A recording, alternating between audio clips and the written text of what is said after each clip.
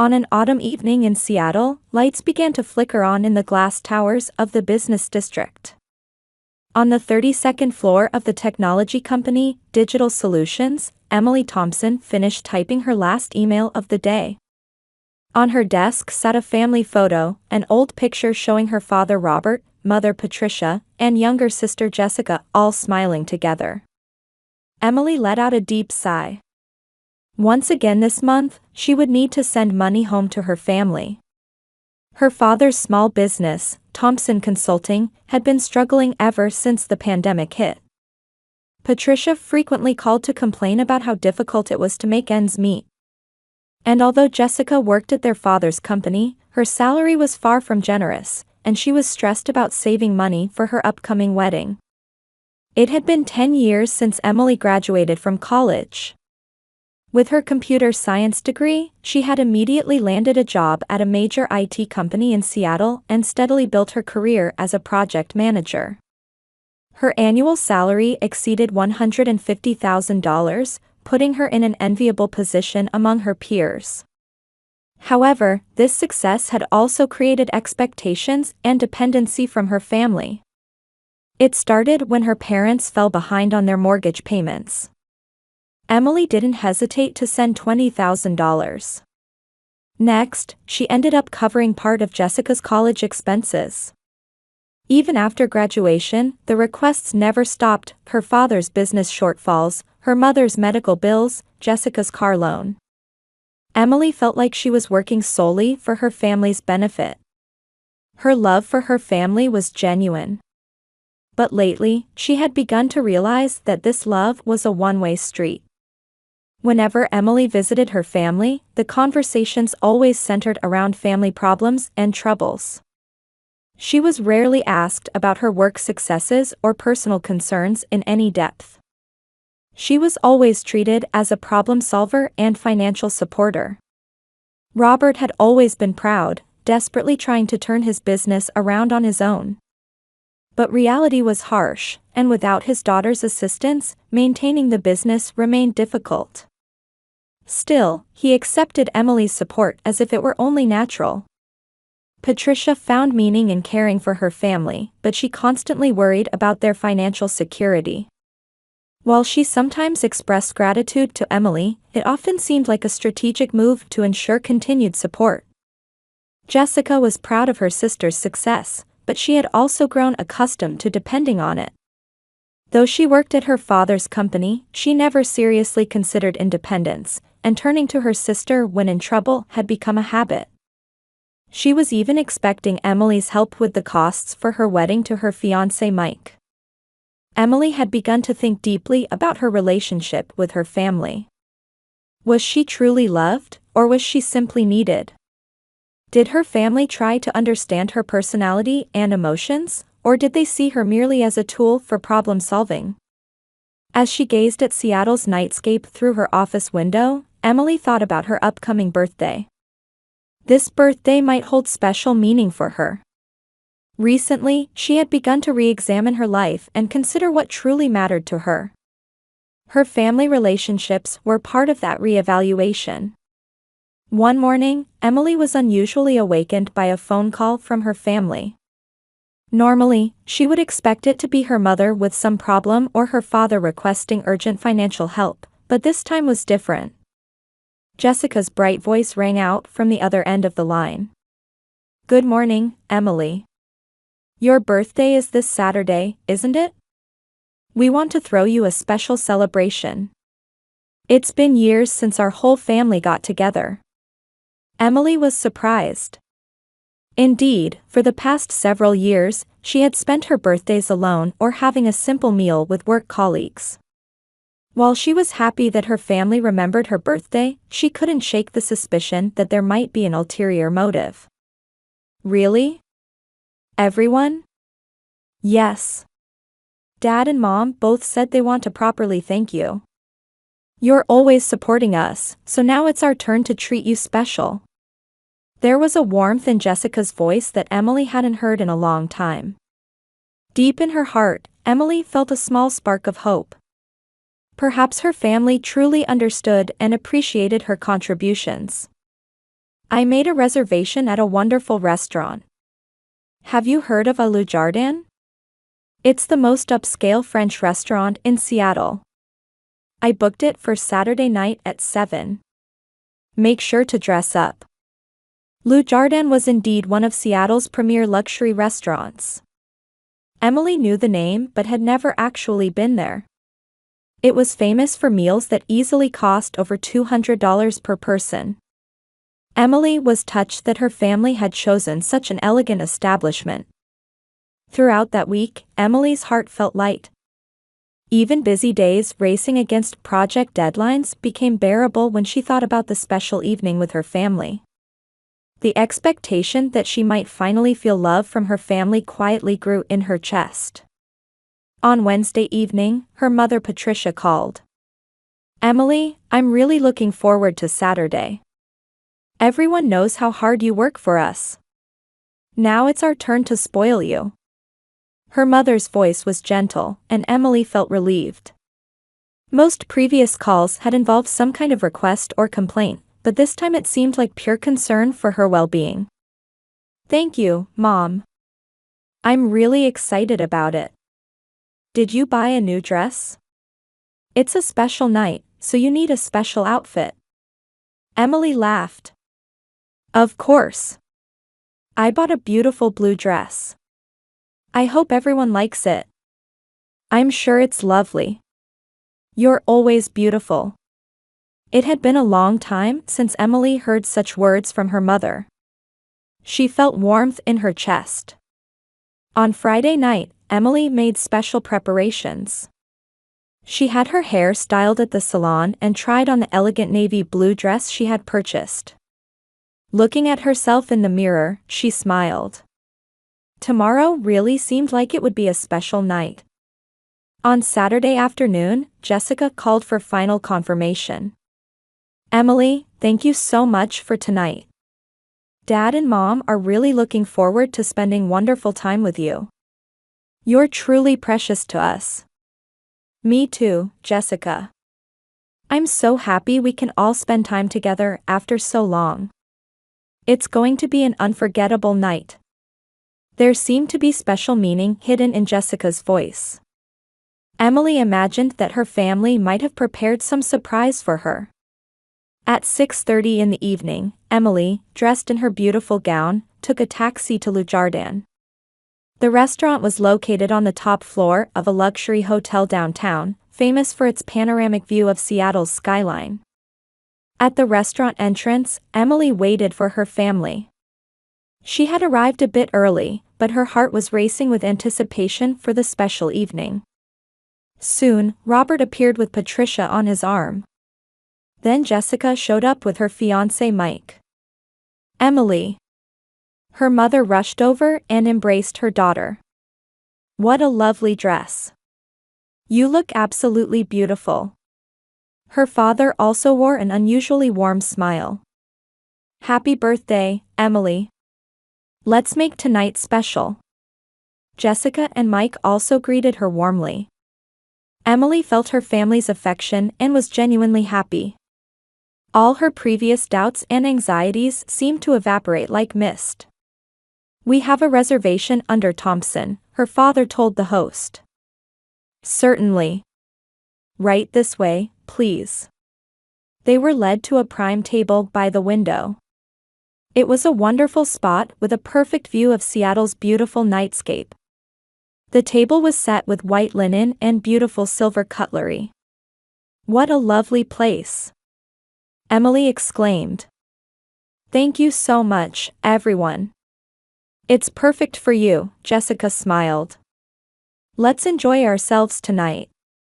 The wine list was handed over, and her father ordered champagne. Emily was enveloped in her family's kindness, and her previous loneliness seemed to disappear completely. Perhaps her family truly understood her feelings and was genuinely grateful. "Before we toast," her mother stood up. "Emily, I have something to say to you. These past years, everything you've done for us, without you, we couldn't even be here today." Tears welled up in Emily's eyes. Finally, the moment had come when her family would acknowledge her efforts.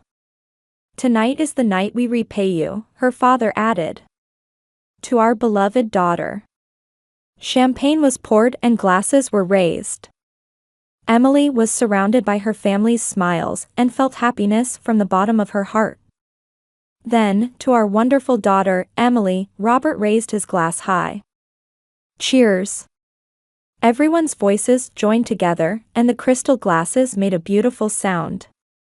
Emily took a sip of champagne and enjoyed its delicate flavor. It was the first time she had drunk such expensive champagne. She was moved again by how her family had prepared such a special evening for her. "Shall we look at the menu?" An elegantly uniformed sommelier approached. "Today's chef's recommendations are truffle foie gras tranche and lobster bisque."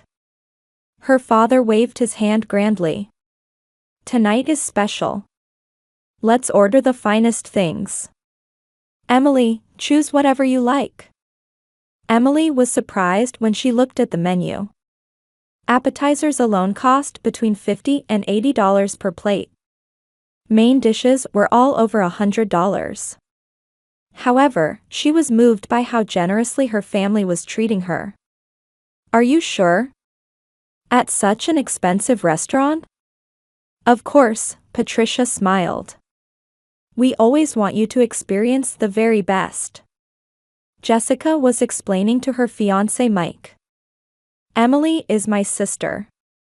She's really wonderful. She's irreplaceable to our family." Mike nodded admiringly.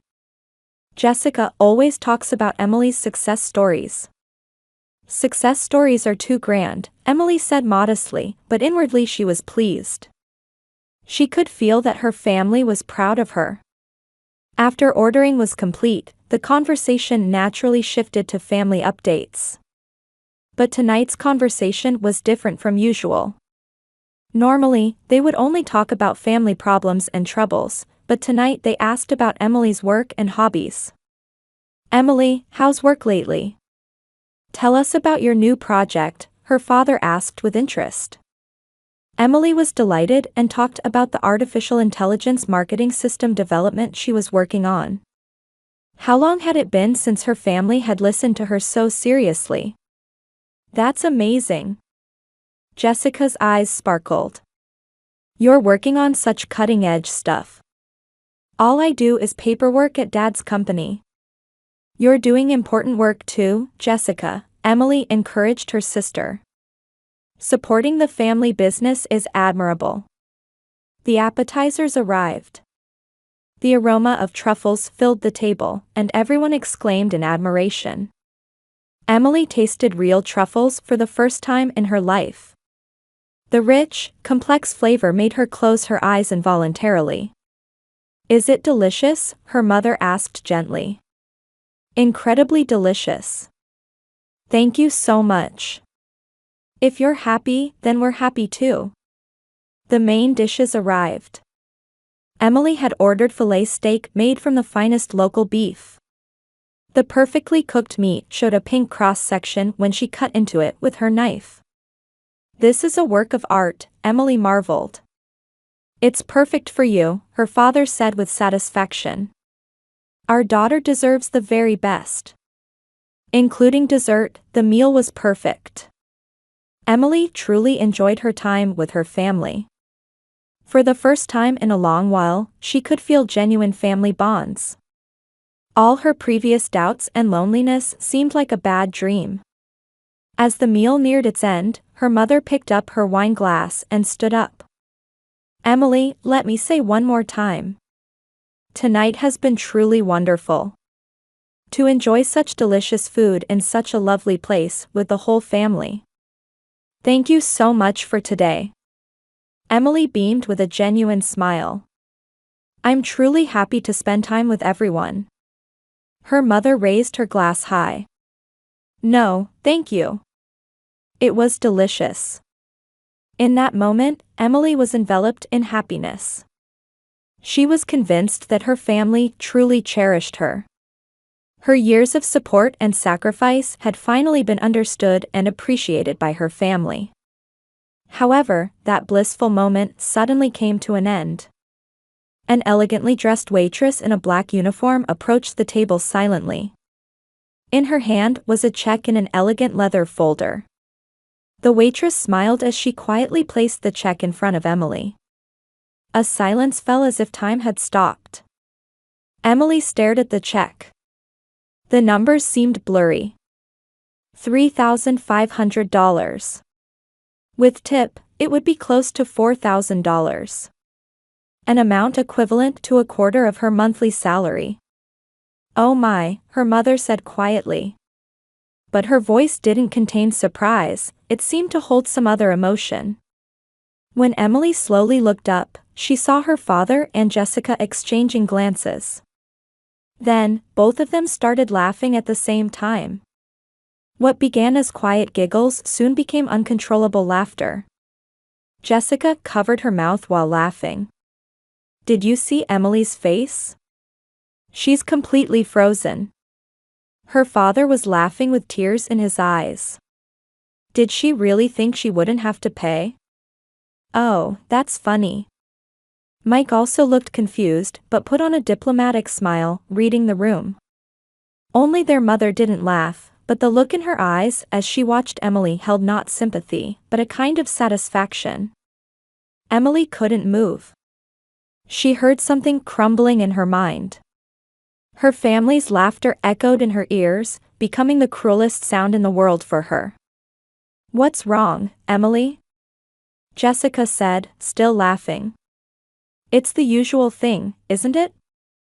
You always pay for us." Emily quietly picked up the check. $3,587. The total amount including tax and service charge. Her hands weren't shaking. On the contrary, she was unusually calm. "Yes," Emily said quietly. "The usual thing."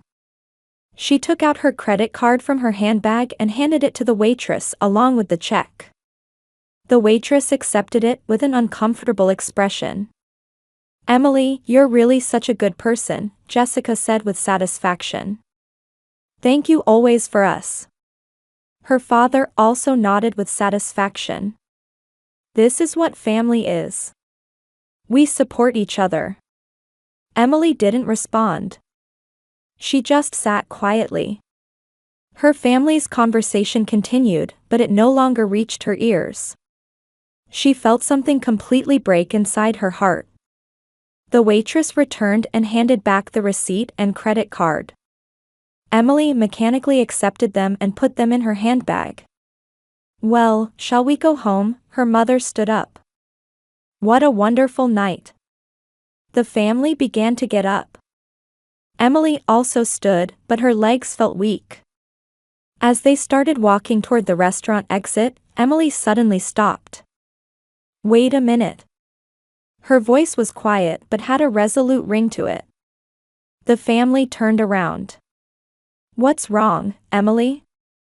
Patricia frowned. "We need to call a taxi." "It's not over yet." Emily took out her smartphone from her handbag. "I have one last gift." Jessica approached with interest. "A gift? What is it?" Emily positioned herself so all family members could see and activated her smartphone camera. In that instant, her expression became as cold as ice. "Actually, I've been recording tonight's events." The family's faces instantly turned pale. "Recording? What do you mean?" Jessica's voice was trembling. Emily operated the screen and showed the recorded video to her family. There was the end of their meal clearly recorded. Her mother's words and "no, thank you." It was delicious, the moment the waitress placed the check, and her father and Jessica's explosive laughter were all captured. "Emily, that's where Robert frantically reached out his hand, but Emily stepped back. "Don't worry, Dad. This is a gift to share with everyone."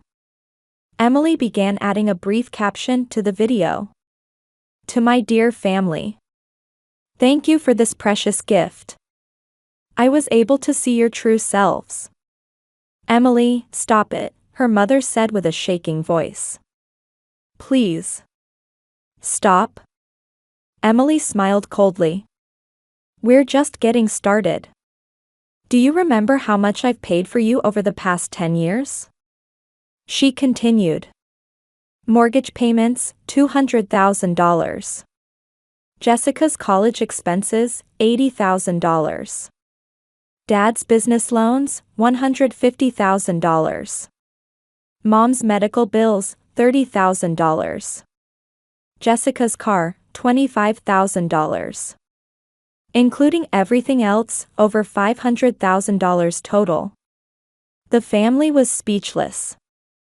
And tonight, on my birthday, you invited me to a luxury restaurant. But actually, you had planned from the beginning to make me pay. Emily opened a social media app. I'm going to post this video on all my social media accounts. Facebook, Instagram, Twitter, LinkedIn. Wait. Jessica cried out desperately. My fiancé is here too. Don't embarrass me like this in front of Mike. Mike stood there awkwardly. His face showed a mixture of confusion and disgust. Embarrassing? Emily tilted her head. What's embarrassing? You've been using my affection to extort money from me continuously. What's embarrassing about that? Isn't it something to be proud of? Her father said in a low voice, Emily, exposing family shame to the outside. Family shame? Emily's voice rose slightly. What is family, Dad? To me, family means a relationship where people love each other, support each other, and respect each other. But to you, what am I? An ATM machine? She pressed the post button. Posted. Stop it. Delete it. Jessica began crying. Please. Delete? Why? This is the truth, isn't it? Emily continued. But don't worry. This isn't the end. She opened her contact list. Dad's company clients, Mom's friends, Jessica's work colleagues, and Mike's workplace. The family's faces turned completely pale. I'm going to send this video to everyone involved. Let's let everyone know what kind of family the Thompsons really are. Emily, please, her mother pleaded with tears streaming down her face. We're family, aren't we? Emily looked at her mother. Family? Really? Yes. We're blood relatives. Blood relatives, Emily quietly repeated. Does being blood-related mean anything is forgiven? Does being blood-related mean you can ignore someone's dignity and keep using them? She kept pressing the send button. Dad's company's major clients, sent. Mom's women's club, sent. Jessica's workplace, sent. Stop it. Jessica screamed. My career will be ruined. My marriage to Mike too. Career? Emily laughed coldly. You mean your office work at Dad's company? The company supported by my money? Mike spoke up. Jessica, is this true? Your family has been taking money from your sister? Jessica couldn't answer. Emily continued. And the final gift. She opened her banking app. All automatic transfers I've set up for the family stopped. Wait, Emily, her father panicked. The company's operating funds. Don't worry, Dad. You're a businessman, right? I'm sure you'll figure something out. Without me. Emily performed the final operation. And I'm having repayment demands for all the money I've lent sent from a law firm tomorrow. With interest. The family fell completely silent. Emily stood up and looked around at her family. I learned what true family means tonight too. It's not about blood relations, but about relationships where people respect each other, love each other, and genuinely wish for each other's happiness. Unfortunately, we didn't have that. She picked up her handbag. But it's okay. I'm going to find a new family. A chosen family. As she headed toward the restaurant exit, Emily turned back one last time. Thank you so much for tonight. Thanks to you, I was able to learn the most important thing in life. This is the last and greatest gift from you. Emily, wait, her mother shouted. Let's talk. There must be some misunderstanding. Emily stopped and said quietly, misunderstanding? Was your laughter tonight a misunderstanding? Was making me pay $3,500 a misunderstanding? Silence was the answer. Goodbye. We'll never meet again. Emily left the restaurant and disappeared into the Seattle night. 6 months later, Emily sat across from her friend Sarah at a small cafe in Portland. Outside the window, spring rain was falling gently, carrying the scent of new greenery to the city. I saw the news, Sarah said quietly. About your father's company. Emily quietly picked up her coffee cup. Yes. It went bankrupt. A few weeks after that night, Robert's company, Thompson Consulting, completely lost the trust of its clients. The video Emily had sent quickly went viral and became a major topic in the local business community. Clients canceled their contracts one after another, and no new orders came in at all. Without Emily's financial support, maintaining the company became impossible. What about your mother? She became the talk of the neighborhood and is living as a recluse, Emily answered without changing her expression. She was also expelled from her women's club. For Patricia, her position in high society was everything in life. But after the video spread, her friends began distancing themselves one by one. In Boston's upper-class society, having family shame become public was fatal. Unable to go out, their mother had become housebound. What about Jessica? She was fired from the company and Mike broke off their engagement. Jessica lost her job when her father's company went bankrupt. Moreover, her fiancé Mike became disillusioned after learning the truth about the family and called off the wedding. She was currently living with her parents at home, but her job search wasn't going well either. Sarah looked at Emily with concern. Don't you have any regrets? Emily smiled. Not at all. Rather, because of that night, I was able to get my true self back. Certainly, that decision hadn't been easy. But Emily was walking a new path in life. After quitting her job in Seattle, she was working as a technical director at a startup company in Portland. Her salary was higher than before, and more importantly, she had gained the freedom to use her time and money just for herself. How's your new family? Sarah asked warmly. Emily's face brightened. It's wonderful. This is what real family is like. Emily's new, chosen family consisted of work colleagues, an elderly couple from her neighborhood, and friends who supported her when she was in trouble. They had no blood connection, but they had built relationships of mutual respect and helping each other when needed. Last week, I celebrated my birthday with the Johnsons next door, Emily continued. They made me a homemade cake and gave me a heartfelt gift. And most importantly, no one made me pay for anything. Sarah laughed. That's what normal family is like. Yes. But to me, it feels fresh and special. Emily gazed out the window. A rainbow appeared over the city after the rain. That night, I learned something important. Family isn't determined by blood relations. It's about relationships where people cherish each other, support each other, and genuinely wish for each other's happiness. But don't you sometimes feel lonely? Emily shook her head. Quite the opposite. Now I'm surrounded by real love. Before, I had family but was lonely. Now, even when I'm alone, I'm never lonely.